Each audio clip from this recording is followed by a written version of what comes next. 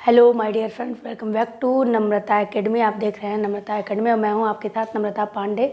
एक छोटा सा अपडेट, क्योंकि मैं आपको बताती रहती हूँ, मेरे व्हाट्सएप ग्रुप पे हर तरह के मैसेज आते हैं, लेकिन मैं उस पर टिक नहीं लगाती हूँ। यानी आप लोगों को मैं चाहती हूँ कि शेयर करूँ, लेकिन फिर मैं उस पर बहुत तरह से बहुत दूर दूर से पता लगाती हूँ कितनी दूर तक उसमें सत्यता है, उसको अध्ययन करती हूँ। जब पुष्टि मुझे मिल जाती है 100% नहीं 95%, तब मैं आपके साथ शेयर करती हूँ। तो ये शाम तक, मैंने अभी थोड़ा देर पहले एक वीडियो डाला था, तब तक मैं कंफर्म नहीं थी, लेकिन अभी लास्ट शाम तक में ये कंफर्मेशन आया है। तो इसको देखते हैं कि ये क्या आपका अपडेट है। सबसे बड़ा और सबसे पहला अपडेट क्या है कि जो सीटों की रिक्तियाँ थी 2,35,000 सीट कुल निकल कर सामने आए हैं। और ये इतना टोटल जो मैंने अभी थोड़ा देर पहले की वीडियो में बताया था, 7 जिला बाकी था, लेकिन ऐसा अपडेट है टोटल आपका सीट्स आ गया है 2,35,000 के आसपास। एक ये अपडेट है, इसको आप मान के चलिए।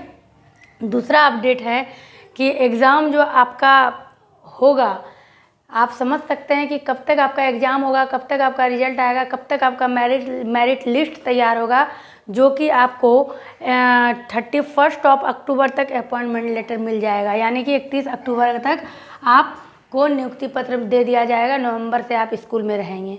ये भी एक ऐसी खबर है जिसको कि आप 90% मोहर लगा सकते हैं। मैं आपको बता रही हूँ क्योंकि ये बातें कई बार शिक्षा मंत्री, जो भी अपर मुख्य सचिव हैं, जो भी बीपीएससी के अधिकारी हैं, वो ये चीज़ तो नहीं कह सकते हैं, लेकिन उन्होंने ये कहा कि मुझे रिक्तियाँ मिलते ही मैं विज्ञप्ति जारी कर दूंगा और मुझे किसी भी तरह से कोई लेट नहीं है। बस सरकार मुझे सारी विज्ञप्तियाँ दे दे, फिर मैं रिक्तियाँ दे दे, फिर मैं अपने अनुसार अपने काम में लग जाऊंगा।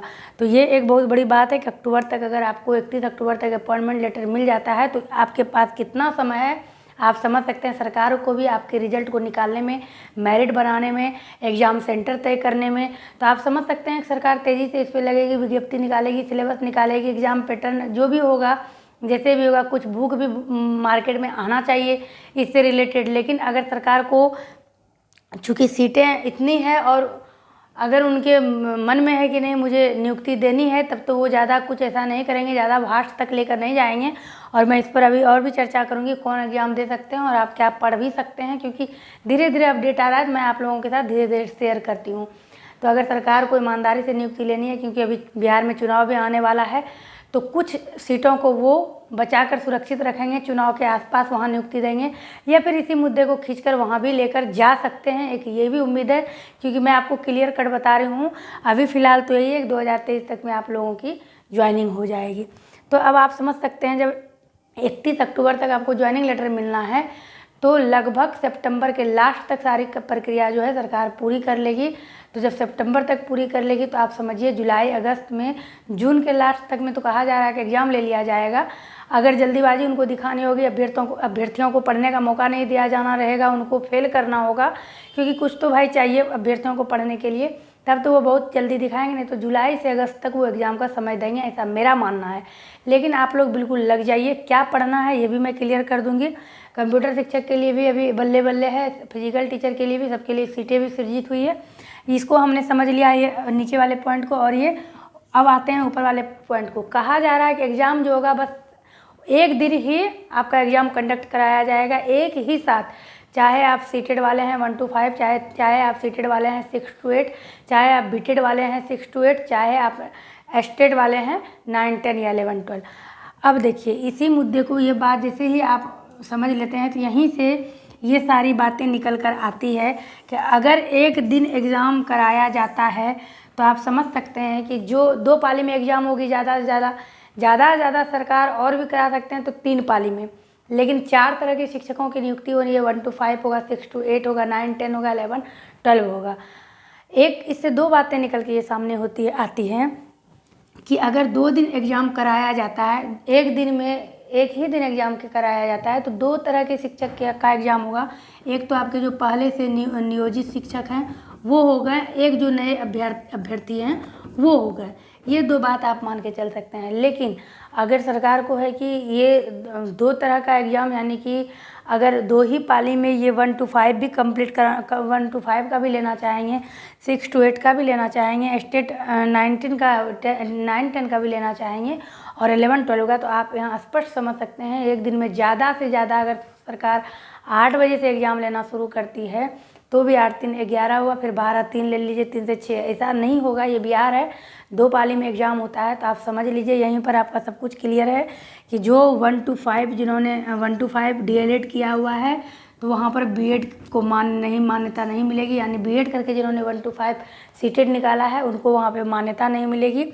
और जिन्होंने 6 to 8 जो बीटेड किए हुए हैं उनको मान्यता मिलेगी, बीएड वाले को यहाँ भी नहीं मिलेगा।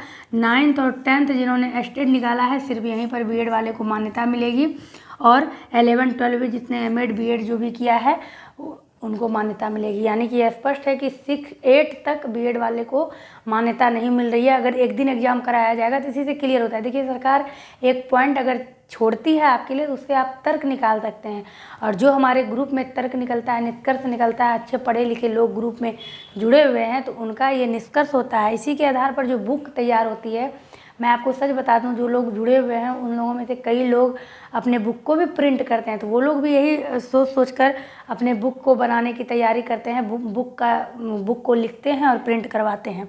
तो ये इस तरह से एक बातें निकल के सामने आ रही है कि अगर आपको 2 ही शिफ्ट में दिया जाएगा तो एक शिफ्ट में आप स्टेट 19 का दे देंगे।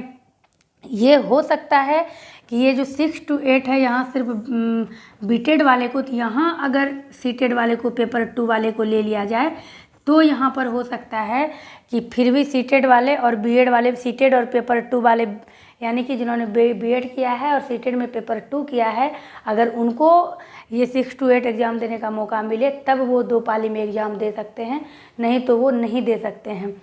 जिन्होंने डीएलएड भी कर रखा है और स्टेट भी निकाल लिया है, बीएड भी किया हुआ है, तो वैसे अभ्यर्थी भी 2 पाली में जा सकते हैं।